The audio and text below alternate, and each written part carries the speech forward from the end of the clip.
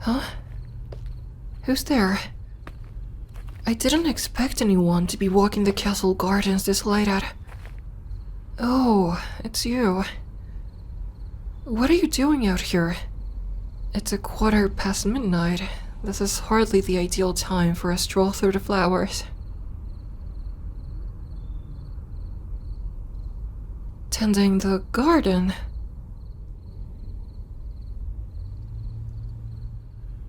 No, I know the steward put you to work, readying the grounds for the midsummer ceremony. I've felt your absence in the castle these last 2 weeks, believe me. But don't tell me he is making you toil here, trimming hedges and raking leaves, even at this late hour. You should be asleep. It's not alright. You need rest, just like anyone else. Yes, I know very well how hard you work. You've served in my father's castle since the two of us were children. But you're still a person, not some tireless automaton. I can see that redness ringing your eyes. This isn't healthy for you.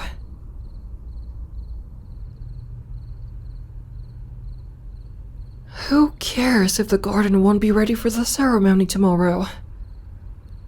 The lords and the ladies of our realm aren't so frail and fragile that they'll drop dead because they have to look upon a few overgrown bushes for a moment or two. Besides, your needs matter no less than theirs. And don't ever say that. You are not just a servant. Sure, you are a servant, and I'm very grateful for everything you've done for us. But you're also my friend. And besides, servant or not, you're still a human being, and you're still worthy of respect. Even if you didn't grow up in a gilded cradle and a nurse at the bosom of a duchess. As if nobility is all that matters in the world.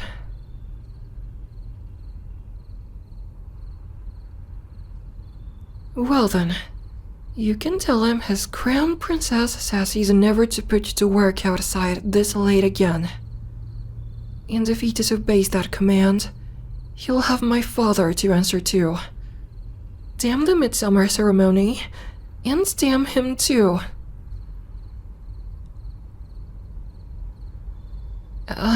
I'm sorry. I shouldn't have lost my composure. And I certainly shouldn't have sworn. I know princesses aren't meant to curse. I confess I may have had a touch more to drink than I should have this evening.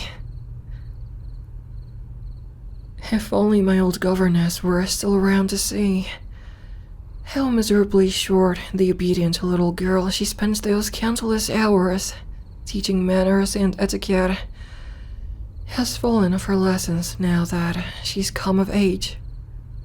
She would have a conniption. It's just, I've been having such a bad night. And clearly it's affected me more than I thought. That's why I'm here in the garden myself. The scent of freshly dewed flowers sometimes helps me clear my head and my heart.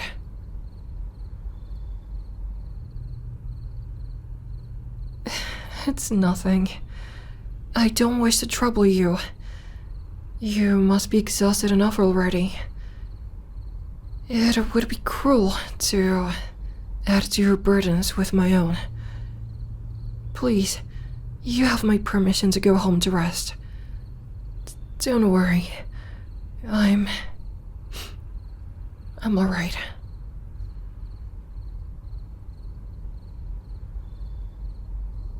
You really want to stay?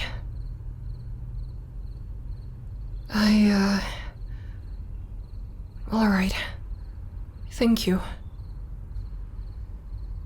As embarrassed as I am to admit it, I I don't know if I can be alone right now. I'm glad you were here. Perhaps, we could sit together? Here, set those chairs down. They've seen more than enough use for one night. Come join me on this bench.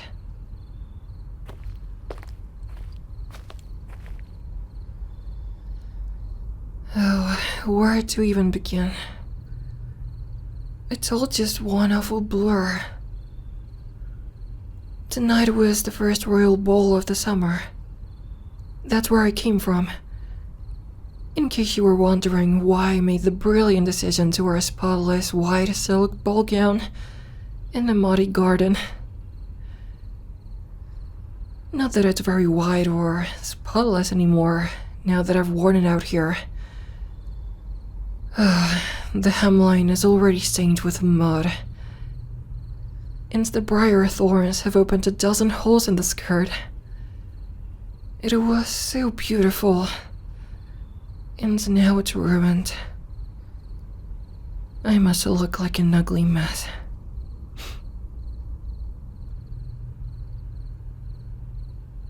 Do you really mean that? Thank you. That's very sweet of you to say. Oh my. Listen to me. I must strike you as so arrogant and oblivious. The spoiled little princess complaining that her precious ball gown get a few specks of dirt on it, to a servant who's just spent hours laboring in the field. As if I have any right to complain about my problems to you.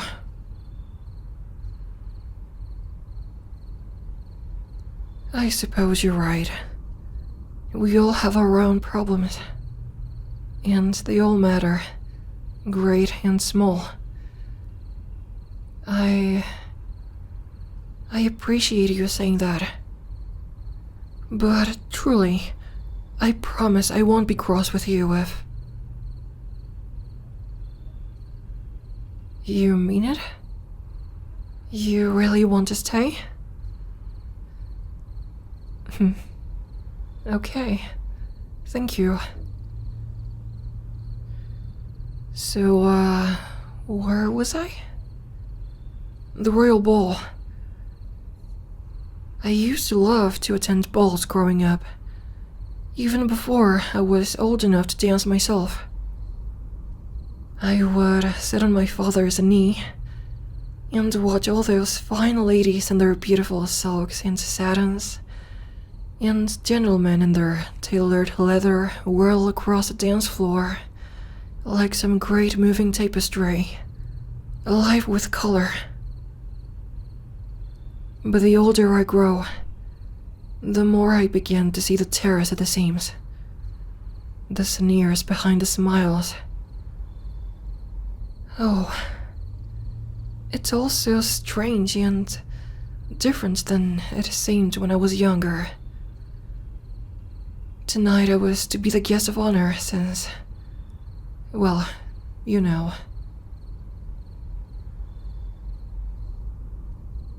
You don't know? I'm sorry, did I not tell you? You share my company so often and... I thought it was common knowledge. Well, my father is intent on having me betrothed to be married by year's end. The ball was to be my first introduction to a suitable match from another noble family. I apologize for not telling you sooner. I didn't mean to keep it from you. We're close enough companions that we ought not keep things like that from one another. Perhaps I thought if I didn't speak it out loud, it would be somehow less real. I always knew, growing up, I would have to marry the one chosen for me. It's just the way it is for a princess. I can't pretend it was a surprise. But I didn't know it would feel like this when the time finally came. Heirs and heiresses from every noble house of note, from every corner of the kingdom, were there in the banquet hall, each manicured and massaged just so, dressed in their beautiful doublets and their gowns, with heavy gems and precious metalworks glittering upon their necks and ears and fingers. They all came to impress. Perhaps it sounds as though it should be flattering, and perhaps for a different princess in another castle it would have been. But for me, it was also, I don't know, wrong. Don't misunderstand me. They weren't bad people. Most were kind or sweet, funny or handsome. All had their fair qualities. But try as they might, they couldn't disguise their true purpose. Their compliments were genuine. Their smiles were charming, but they all looked at my tiara before they looked into my eyes. And when they saw me, they didn't truly see me. They saw their ladder to the throne, their chance to rule one day by wedding me. How could they say anything else? I spent hours hanging on the arm of this lord, or that duke, or this baroness, and having them whispered honeyed words in my ear and offer me another bite of spiced toast, another sip of honey wine, as I feigned laughter. I saw them sneak their little glances at my father across the room to judge if he approved, when they thought I couldn't see. On and on it went, a dozen dances, or more, until I just couldn't take it anymore. It all felt so wrong, like such a pale mockery of what love and courtship should be. I felt horrid. I excused myself, complaining of food sickness, and I slipped out the kitchen door. No doubt my father is making some excuse for me as we speak. He'll be furious that I walked out on a night he planned so meticulously. I know. But I just couldn't stay any moment longer. For all my purse and fine clothes, I didn't feel like a princess tonight. I felt like a hunch of meat being sold at a market to the hungriest buyer with the fattest purse. Would any of them truly care for me without my crown? Let me take it off. Here. Such a light little thing in my hand. But am I worth anything at all without it?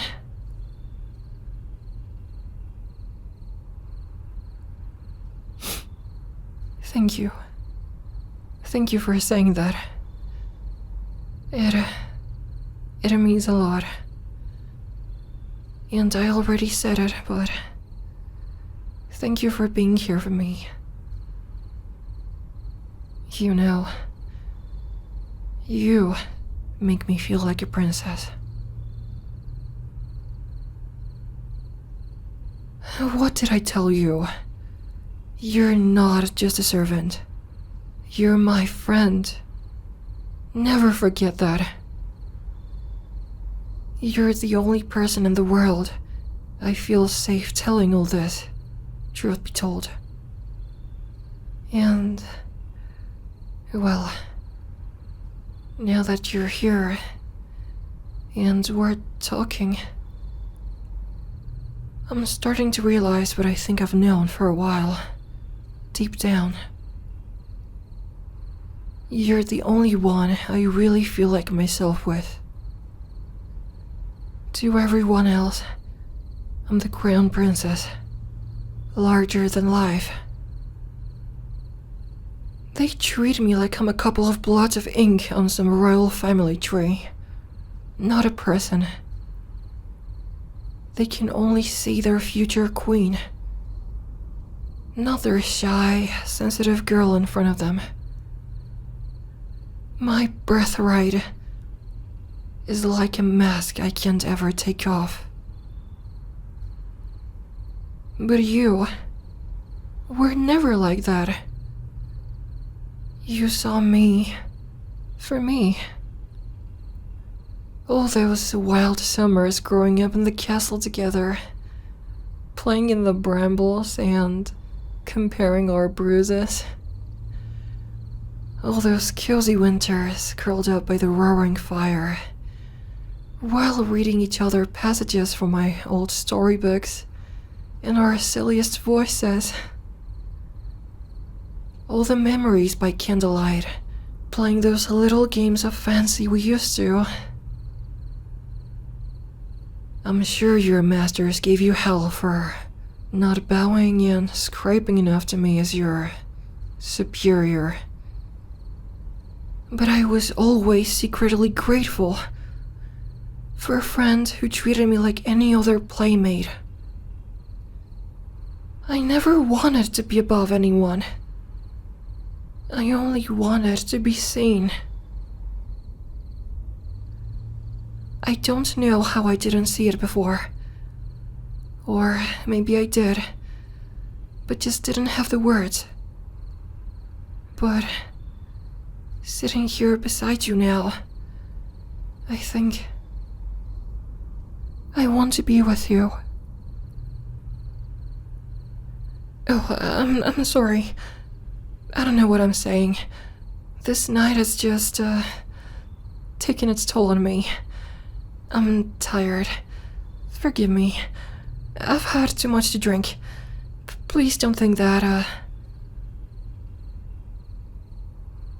You do? How? If I may ask, how long have you felt this way?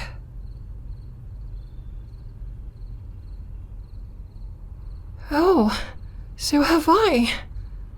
There wasn't one moment when I knew. There was so many.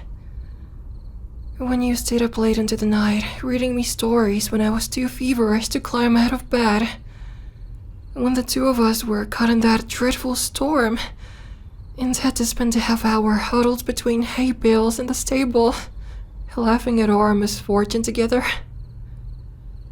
Oh, when you gave me that perfect blue rose, and that sweet letter on my birthday. I saved it, you know? I still read it sometimes when I feel unhappy or alone late at night. It still makes me smile just as wide as it did the first time. I care for you so much. More than I have words to say.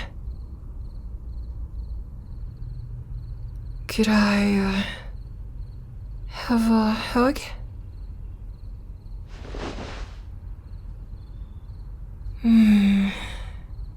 That feels so nice and warm. Oh no, don't apologize. My gown had plenty of mud on it already. And who cares about a damned ball gown anyway? Oh, sorry, I shouldn't have sworn. I know princesses shouldn't curse, and actually, who cares about that either? Princesses can say what they like. I don't care about any of the rules. I don't care about fitting into their box. I care about you. I care about us. Just, hold me a little tighter.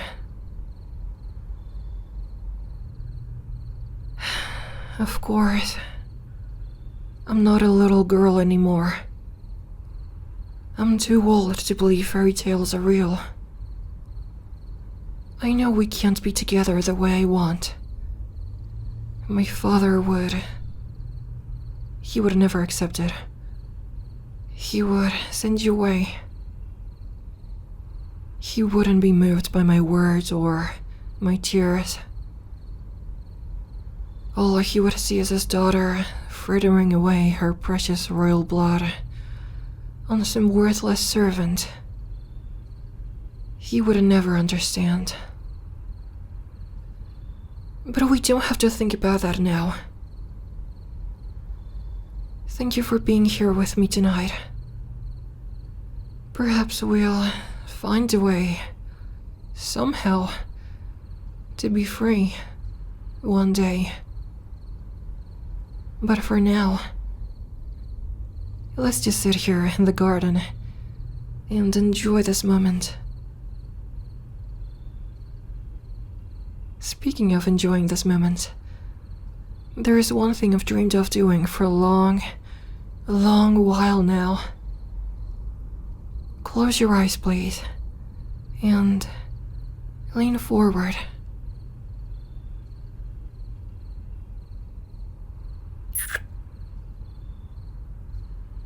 Did you like it? So did I. And whatever happens, whatever they say, they can never take that away from us. They can never take this moment away from us. Here, let's sit down now. Do you mind if I lean my head on your shoulder? Thank you.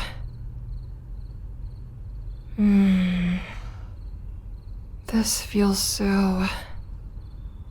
right. I don't know how I ever lived without this feeling.